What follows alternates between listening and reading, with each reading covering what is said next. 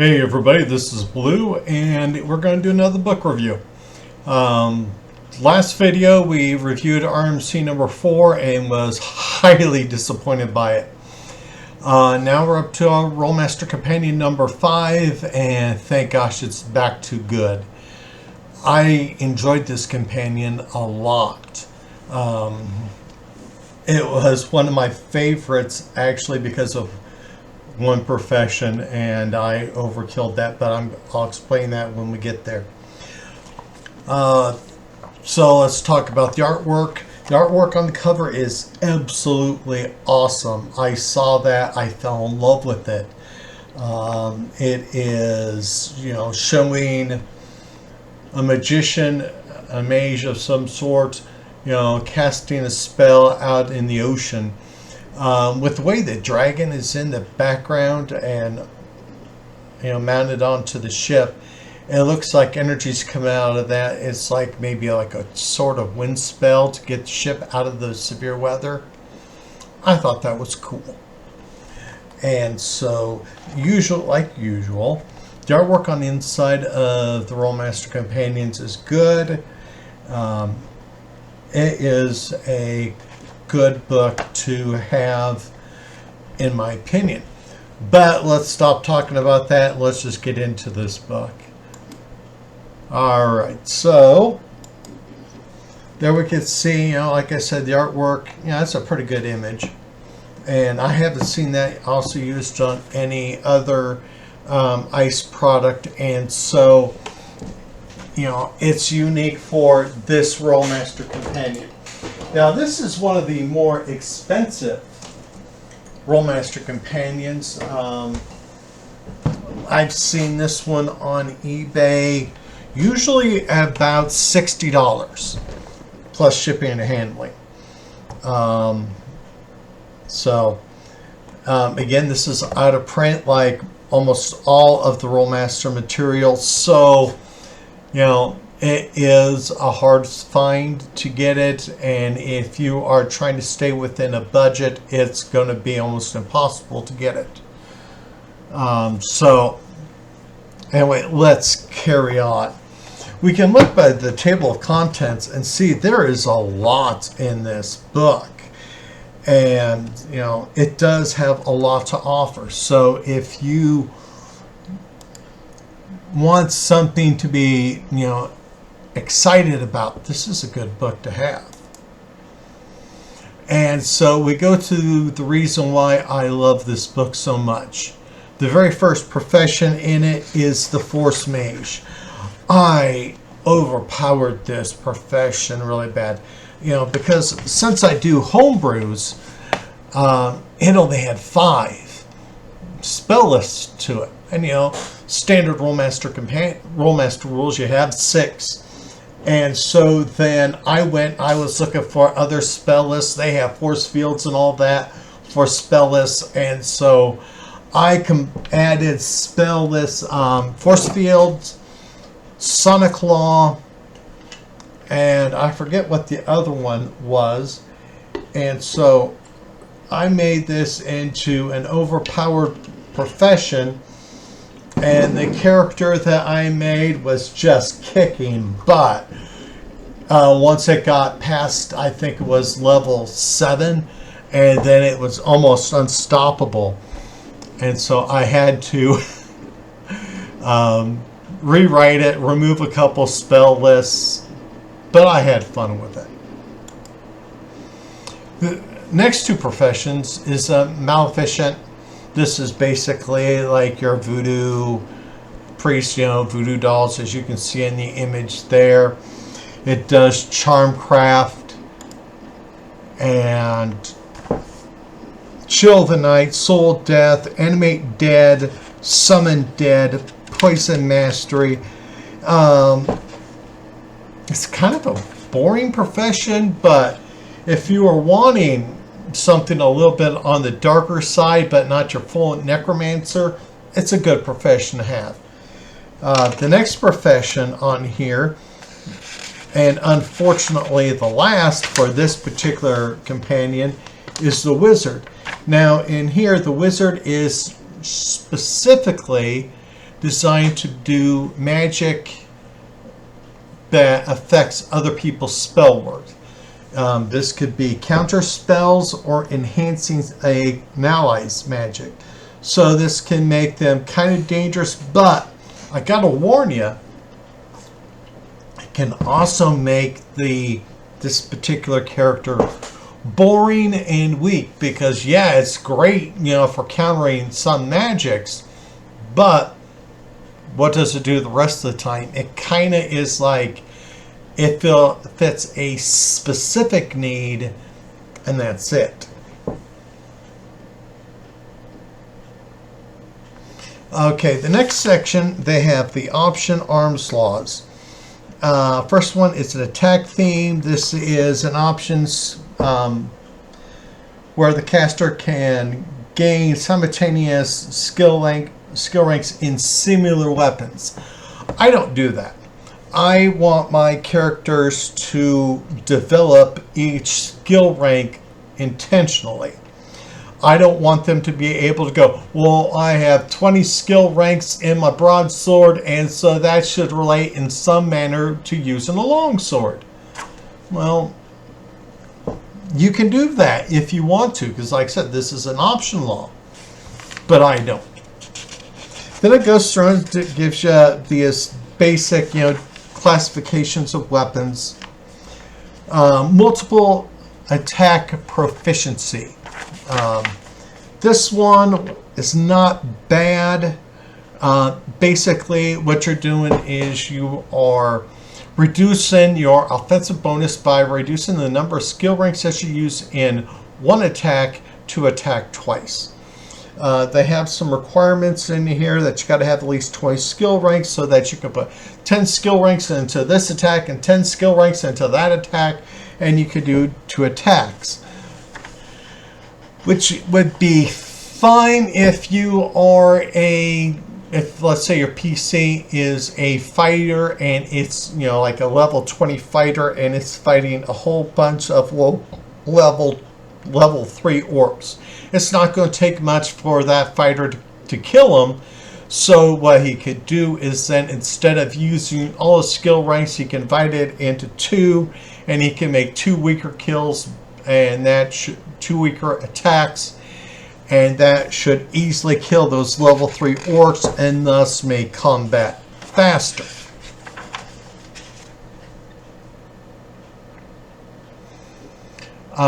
Parrying for advantage. This is about blocking your opponent's attacks, like if you are a martial artist, and putting your opponent in a compromising position because you're able to block him into a specific form or vulnerability.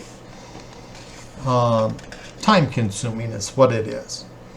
2 weapon katas. This is about developing a theme, a combination where you can use 2 weapons in combat. It's not bad, but unfortunately that is time consuming, in my opinion. Oops. Alright, then they have a section on throwing weapons. So that one is not too bad. Optional spell laws. Now this is about adapting and molding spell lists for the PC. And it's time consuming, but if you have like a PC that is just fascinated with magic, this might be a good thing for them. And unfortunately, like all RoleMaster, we have a chart to look through. So this is a results research chart. So you can put in all of your modifiers and roll to see how long it's going to take your PC or that PC to complete the modifications that they want to make to a spell list. And so while that could be good for some gameplay, it can also slow down gameplay. Okay, Level block PowerPoint system. This section discusses some of the limitations that the structure of spell PowerPoint system imposes and suggests an alternative to power cost progression. This is basically just a way to make things more difficult. I did not like using this system. Temporal place displacement. Gosh. In my games, I do not allow time travel. You can use an astrologer and a seer, and you can see into the future, glimpses of it. You can have visions, but nobody is allowed to time travel because that can cause a lot of headaches in a game. And so I do not allow it.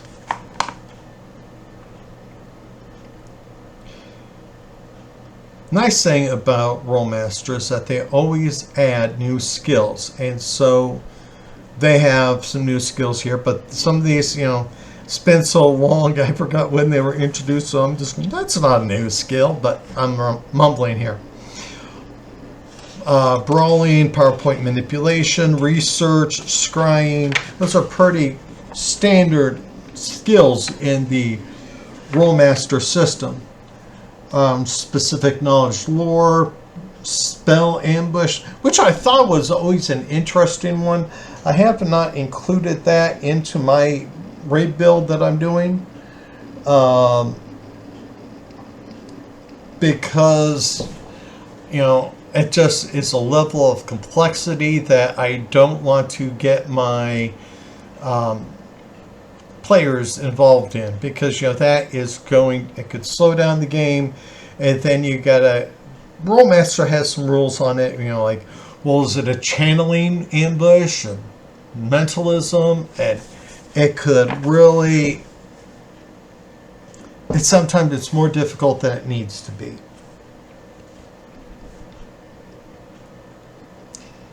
Oops. All right, statistic-based skill development. The number of skills available to characters has increased with each RoleMaster supplement, you know, like what they just done. But the development points with which to purchase them has not. Okay. Now, I do a different development point system than your standard RoleMaster, and what they're saying is true. What they're saying with this option rule is a way to get more development points so that you can buy more skills to add more details with your PC. And I highly suggest that myself. Then they got character-specific skill cost systems, and again, this is about making it easier for the PCs to gain skills. It's not bad, but it can be more time-consuming when it comes to leveling up and all that. All right, more charts from RoleMaster. These are for medical purposes. And so if you do a lot of combat or you have a lot of fighting going on, these tables can actually help you out quite a bit. And so if you get this book, or if you can get the PDF for it, and now the PDFs are cheaper because you can go to RPG Drive-Thru, and I believe this is $9.95. And then with the PDF, you can print off a copy to have it handy when you're in your games.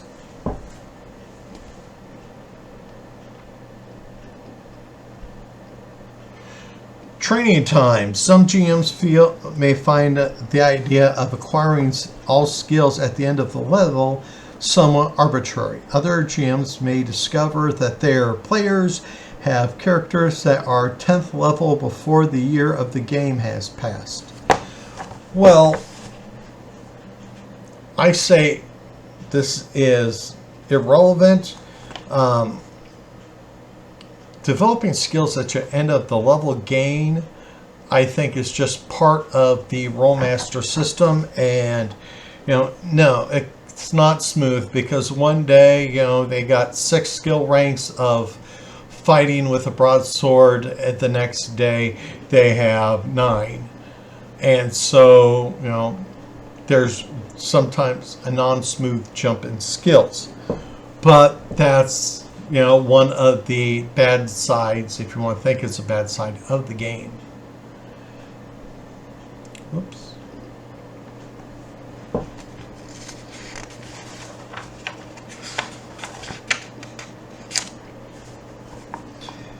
Okay, and now we're going up to level bonus options. Now, in the RoleMaster system, there are professions that get extra bonuses. What this means is that for every level that the character advances, they could get a +1, +2, or a +3 to that skill, depending on how important it is to that profession. So, a fighter would get a +3 in melee combat, but would not get a bonus when it comes to cooking, because cooking is not important to the warrior. And then if you were talking magic skills, a magician would get a +3 and then would not get a bonus usually for combat skills. So you can make a determination of what the level bonuses are worth and how long do they last. Because for like RoleMaster, for me, the first 10 levels, it's a +3. The next 10 +2. Then all levels past that is just a +1. Each GM, game designer, should do their own thing. And then we got into some new equipment there. And so we got circle powder, a highly flammable, hot burning powder. When spread in the proper circle pattern and ignited, creates a pseudo permanent stain. Works on almost anything, example, wood, steel, stone, etc. Comes in a vial with enough powder for 1 use. It additionally has various damage uses. So your wizard would need this to cast circle magic. And then they got the Cragora. Now in RoleMaster, Cragora, which is uranium, inhibits, blocks magic. And so you can use a Cragora chain, wrap it around a spell user's hands, and they would not be able to cast magic. Put the Cragora chain around a mentalist's neck, and they would not be able to do mentalist spells.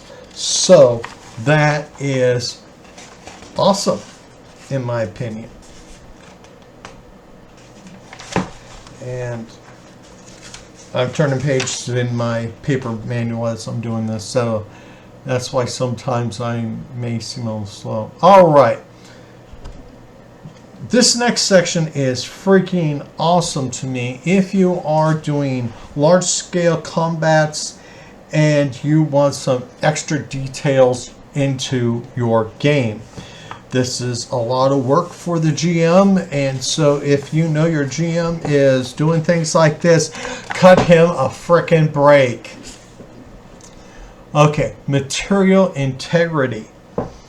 Material integrity system is designed for determining the amount of physical damage various inanimate substances and materials can withstand before becoming damaged or destroyed. The armor types used in Arms Law represent the basic protective capacities assigned to the material covering the body.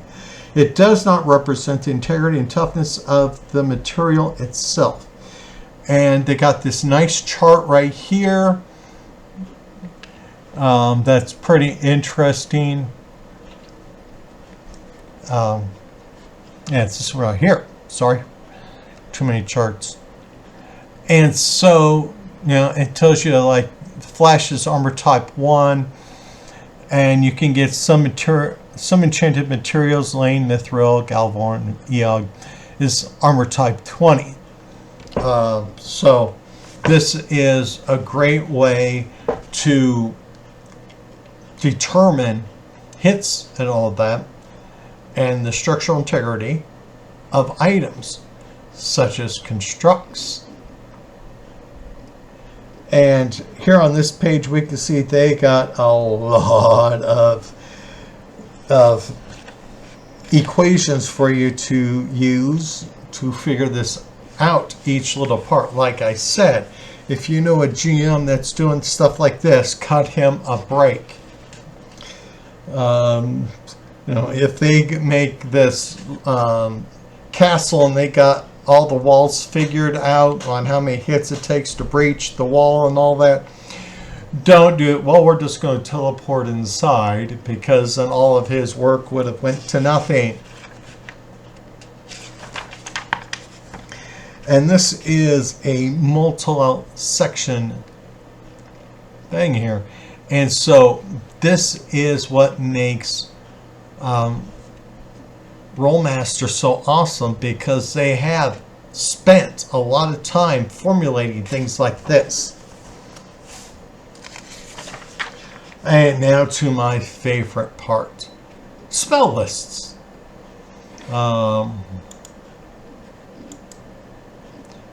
Alright, so let me see if I can move this over just a wee bit more. There we go.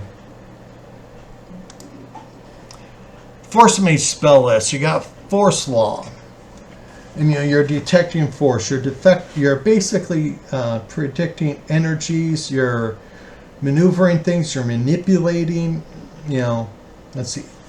On's Force Law spell law number 14. Far Hand. Caster creates a normal-sized hand of force, which he can use to manipulate objects and perform tasks requiring normal strength or dexterity. The hand possesses the strength and agility of the caster. Hand has offensive bonus, defense bonus, skill bonus equal to the caster, and strength and agility. Hand can withstand 1/4 caster's concussion hits before dissipating. Okay, so that tells you right there, just how awesome this spell list is. Okay, then you got Force Master, Shockwaves, which was always a favorite of mine, which is one of the spells that I was like, ugh, made the Force Mage very powerful. Gravity Law. That's right. You can create zero gravity. You can shoot G-bolts. Basically, a G is 1 unit of gravity on what the Earth is. And so it's basically like if they were on a roller coaster, that force they feel as they're going downhill, that's a G. So you can toss people around. You can reverse gravity, where they could float up in the air. That was awesome. Mass fly. I didn't understand how they could put mass invisibility onto the spell list, but it's there. Then you got Magnetic Law. Whoops.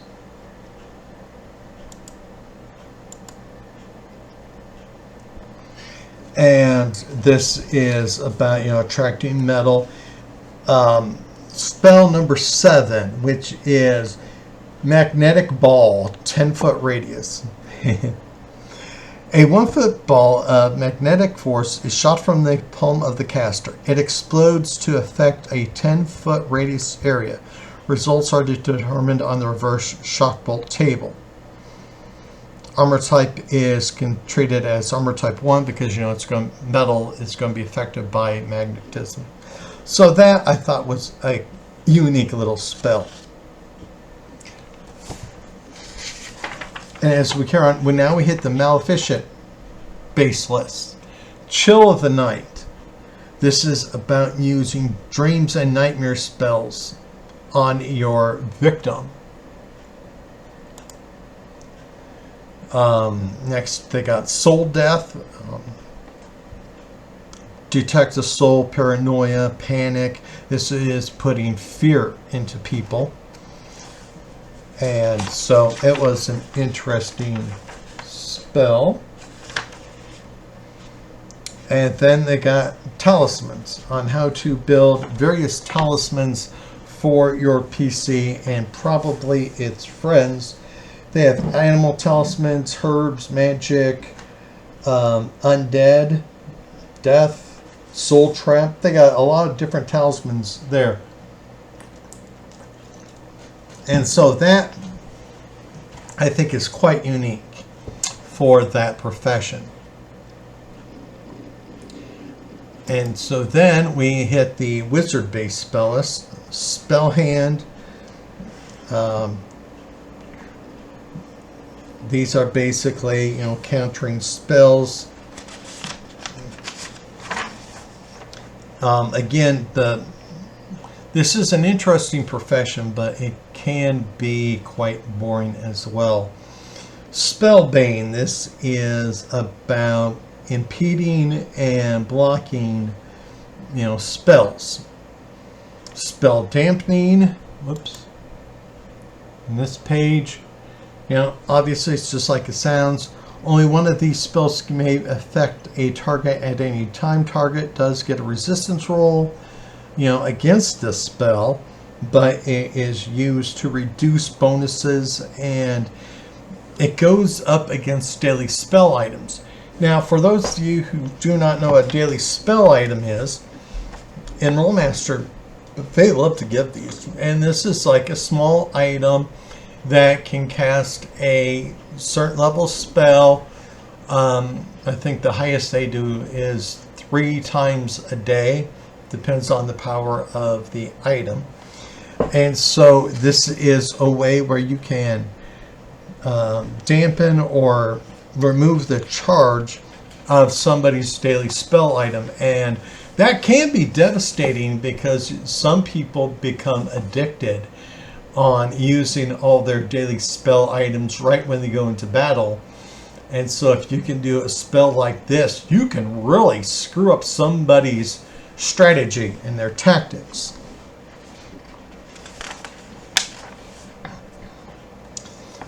Spell manipulation. This is about changing somebody's spell. You can decrease the radius, increase the radius. You can screw with somebody's concentration. It has a great deal of potential.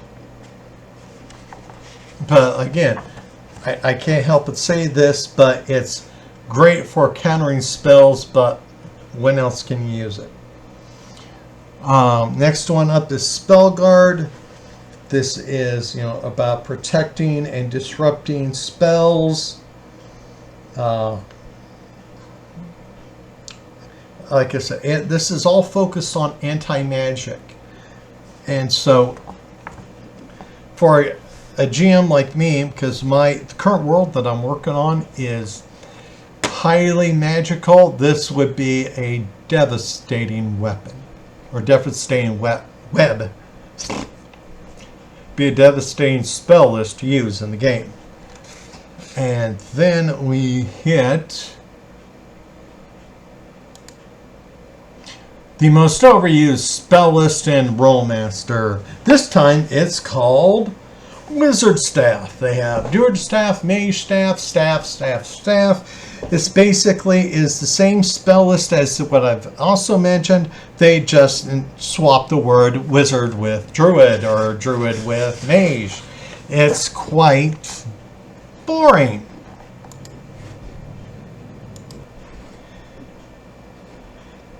Okay, and let me get, there we go.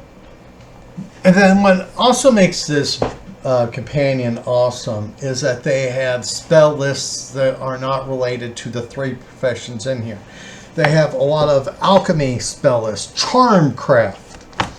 Now, unfortunately, you can see there is a lot to read and a few option rules before you get to it. And so then when you go to the next page, there's still more to read. But all this is for charmcraft.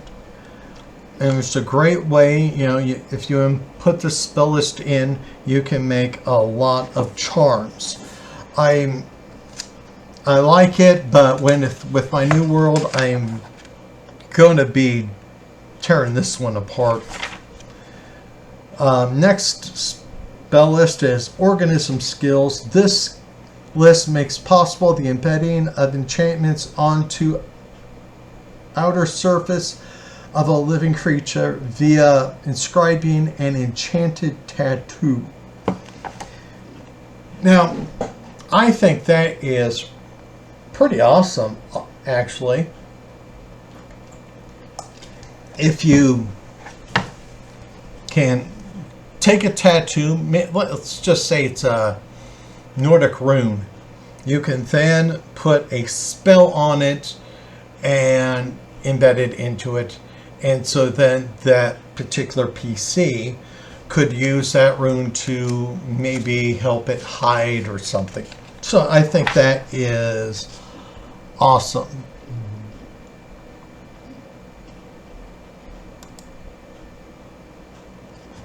Okay, and then we got perimeter warding. A castle is both a fortress and a home. A lord has to have some place to call home and serve as a haven. Once built, a castle will serve as the legacy of his family for generations, each succeeding lord strengthening and expanding it. Perimeter warning, obviously this is your guard spell work, and so that is pretty cool.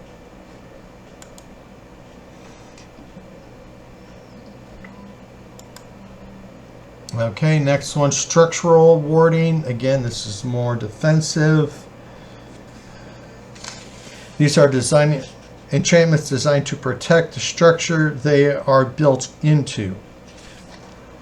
So this is, maybe you want to have a couple demons embedded into a wall for any intruder. So there you go. Then they start getting into some weirder spells. Palingenesis.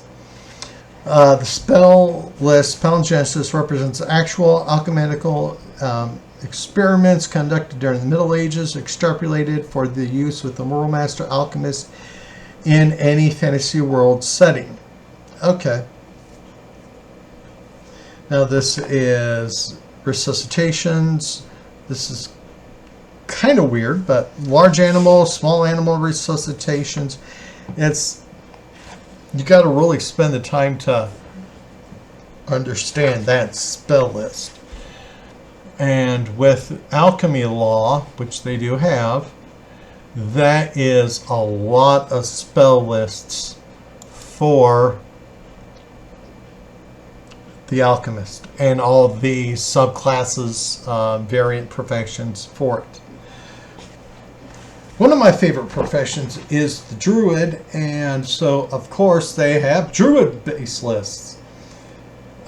Beast Ways gives them more of a where they can take traits of animals, like number 10 for this spell list is Boar Strength. Doubles the caster's strength, adding +10 to offensive and delivering double damage to all the caster's melee attacks.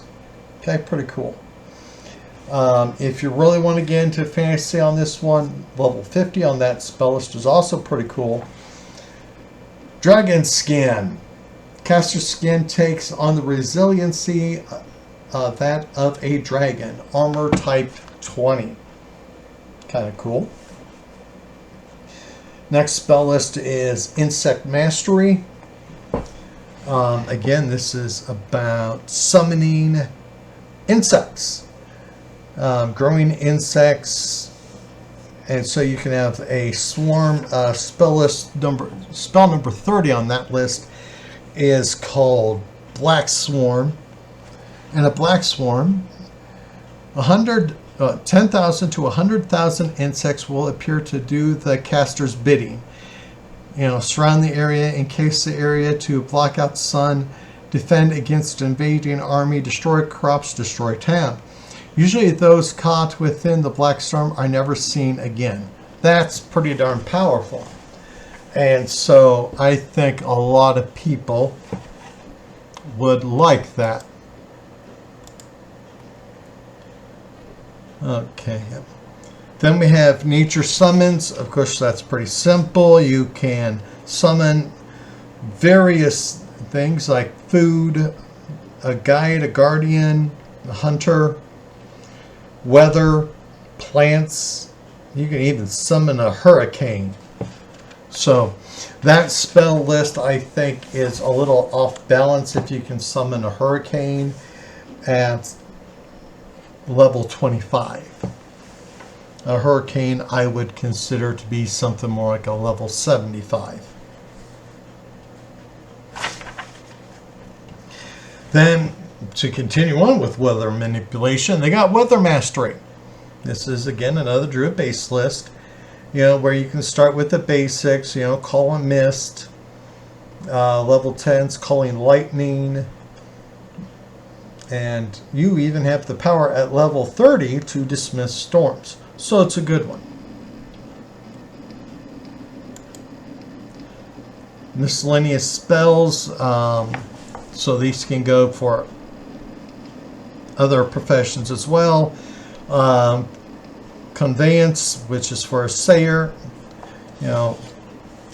body warnings, convey defenses. It's kind of a good spell list to have. Crystal Law. Now, I forget which one is, I believe it's RoleMaster Companion 3, they have the Crystal Mage. Well, this is one of his additional base lists, like he had enough. You got Spirit Manifestations for your Shaman. Oops. That right there. A lot of reading, right here and there and everything.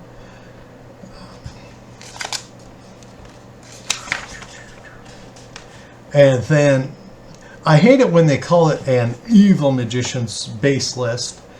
Corrosion Mastery, which you can see.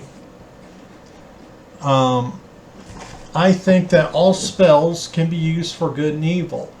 It's the intent of the user. So saying that something that is only for an evil magician kind of reminds me of Star Wars, where they're saying, that's a Sith spell, or Sith ability. You, as a Jedi, cannot do it because darkness leads to hate, hate leads to blah, blah, blah, blah, blah, blah, blah. No. I believe in the gray principle where you can use either side. It does not make you a bad person. I say that because I'm a firm believer you can take an acid bolt and shoot it at an overlord and, save thousands of lives. And so,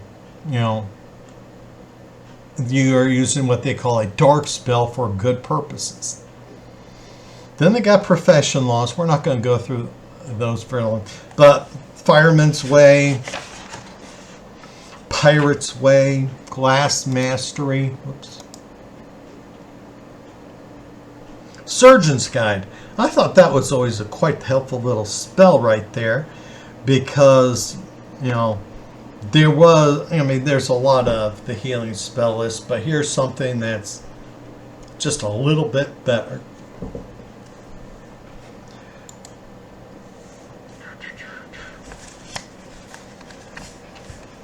And there's, oops, I think I missed one. There we go. Combat Link. Now this one, Combat Link could be used in one form or another by any arcane fighting order.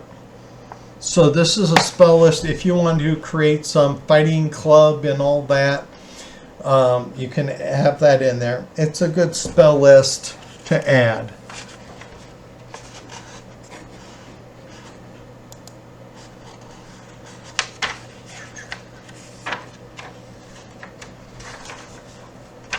All right, Elements Master, which is another spell list. This is extremely powerful and dangerous list. It is not likely to be found in the public domains of spellcasters, but is more often the province excuse me, of powerful arcane societies. GM may wish to restrict the use of various plane laws. There's a lot of multi-couple, multi-bolt, multi-bolt, multi-cancel, multi-wall, planar jacket spells. So if you are trying to stay away from plane travel and not have overpowered elementalists, this is a spell list not to use. Mana molding, of which they're saying here is wish magic, so this can be a very powerful spell list. It is something to be watched out for. Oops.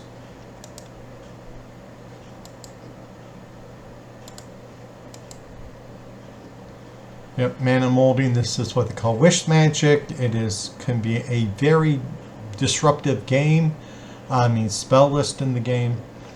Next one you're seeing, that's time law.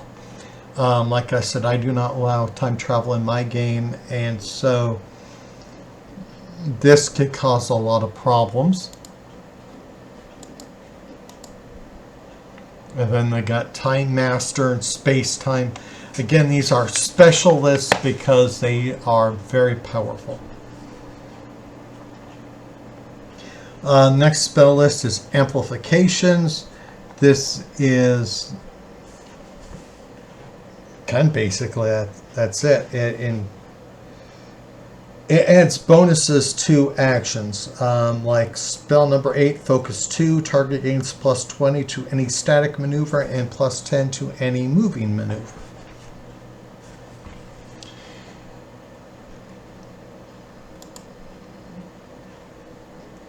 Then we have Aura Magic. Now, Aura Magic, it's not that powerful, but it's a cool spell list to have. If you are having wanting to add a little flair to like your witches, moon mages, and that, Aura Magic is a great spell list to add to them. Then we got Spirit Rack, various force, truth, and spirit. I barely use this spell, so I actually don't remember it. But so conjurations, we all know what that would be. That would be like summoning demons. They have, oops, sorry.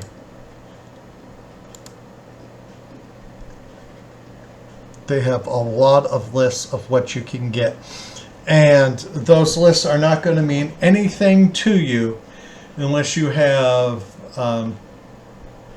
Creatures and Treasures 1 and 2. RoleMaster, they came up with Creatures and Monsters, which is the combination of Creatures and Treasures 1 and 2, but only has the animals in.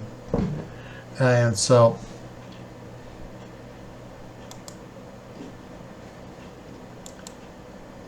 then you got Crystal Visions can be put to your Crystal Mage. Then they got Node Mastery. We're going to speed up here. Earth Focus, Node Functions. This is about ley lines and earth nodes. This is about primal energies.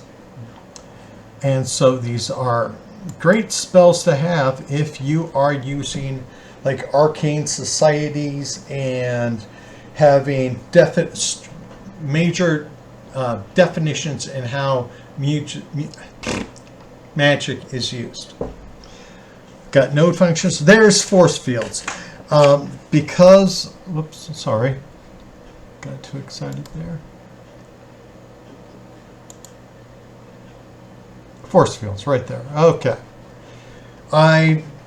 Because I don't use all the realms, arcane, essence, mentalism, channeling, force fields was put to the force mage and made it overpowered.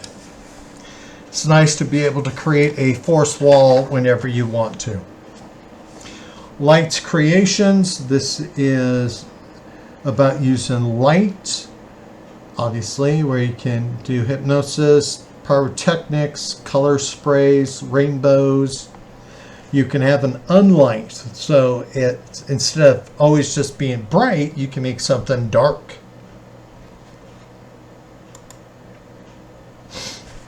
Spell Mastery and Mana Currents. Spell Mastery is their arcane version of Wizard Baseless, so yeah, I don't use it. Mana Currents, this is about the energies, using mana. Wall of Lightning was a kind of an interesting spell to use.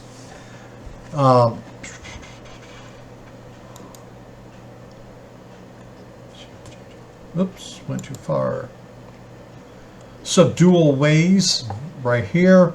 This is, of course, about stunning and taking control of an opponent without killing them, supposedly.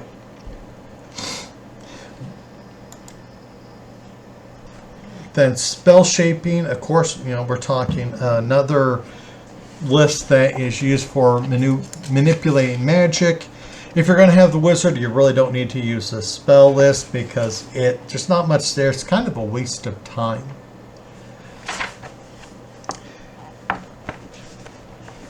Empirical, if I'm pronouncing that right, enhancement. This is caster concentrates and immediately becomes aware of target's highest statistic. Notice the weaknesses.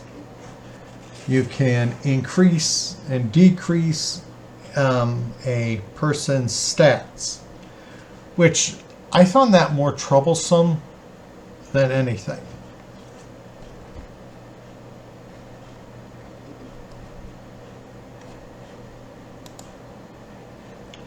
Then we're going into the other part that makes this module pretty awesome, and that is creatures and treasures. Yes, they've added some creatures in here to the game which you can apply and thus have more fun. They got the Chaos Demons. Again, some of the artwork here is great. The Many-Eyed Bish I thought was so stupid. And then they have some more creatures like this one is for the Urlock. And then we get into treasures. If you are needing to come up with something unique, there are some treasures in here that would probably help you.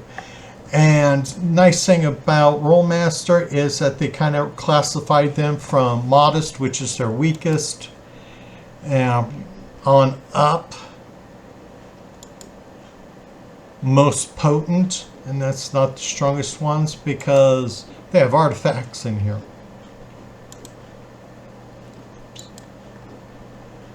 And so if you are needing something powerful, this is a great way to do it. The Ring of Valiant. If I can only get on the page. So there's like 10 pages of just magical items. The Ring of Valiant, a gold ring set with a large ruby. It has several functions. It's a times 3 essence spell multiplier. Basically, it triples the amount of power points or opens up 3 times more spell slots for you. It can cast a firebolt 500 feet. It's a plus 30 bonus and 3 times a day. So this is a daily spell item. So if you had like that one spell that we were talking about, you can discharge this so that the person can't use it. It gives you access to Fire Law, Solid Manipulation. It has immunity to natural fire. So that gives you like a plus 20 versus magic fire. So it can help you if you are fighting a fire elemental. And then it also has protection that adds plus 10 to your defensive bonus and resistance roll. And so that's pretty awesome.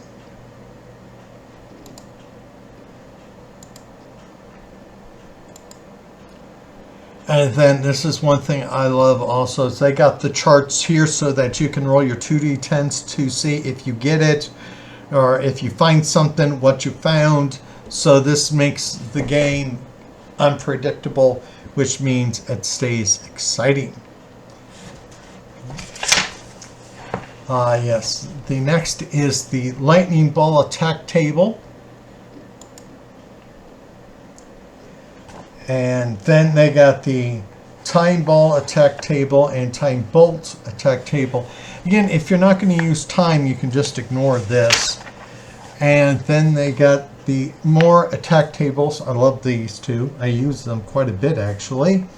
First one is the dart attack table. You know, a dart can't do a lot of damage. If you can see on top, it only does on R-type 22 hits. And 14 if you are unarmored. But a lot of people go, you know, most of these darts are poison covered, and so it doesn't matter really what damage they do, because it's all about trying to inflict poison into the system.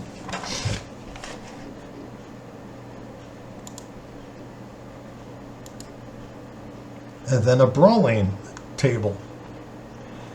And so, you know, if you are wanting to have like a barbarian that's not really trained in fight, but is one heck of a fighter, you know, like Bruiser Brody, the wrestler, you can use the brawling table to add to your game. And then we go to more strike tables. Again, this adds flavor to the game because you have a disintegration, an essence, which is basically using primal energies against somebody, neurocritical strike table. Now, I would say that this would constitute as a martial arts nerve strike, and that's pretty awesome. Next one, you got shrapnel, so you can do make clay grenades and fill them with like a gasoline and throw them, and when they explode, you got all these clay shards going through and causing damage. Or you can use more if you allow gunpowder in your game. They have a starvation, dehydration, critical strike table. Yeah, I like that part, because then, you know, you do have, if you play a more realistic game, then you are going to have people that are captured and tortured. Now, when do you know of a person that is going to spend the time making sure that their prisoners are well fed and watered? So this is important. Stun critical, I like that one because it you know, sometimes you're using stun. They actually have stun bolts. Well, here's your table to use for it. Vibration critical. Now, I like that table, but in my head, I just can't figure out when would I use this. And, you know, because a vibration bolt is basically a sonic bolt. And so it's like, yeah, whatever. And then they go into their character sheets, which I never used. And then there's the table spell list, table of contents, which they've been putting in lately, and all these RMCs. There is a lot of them, but I've ignored those because, well, I just do. But that is all for the book.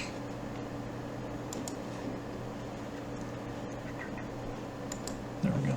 So I hope you enjoyed the book review. It is a good book to have. There is enough information if you are a DM/GM for you to put it into your game, and you got to be careful. There's some overpowered spell lists, and the Force Mage can be quite a game balance changing profession. So I hope you like it. Put your comments down below, and everybody please take care. Be at peace.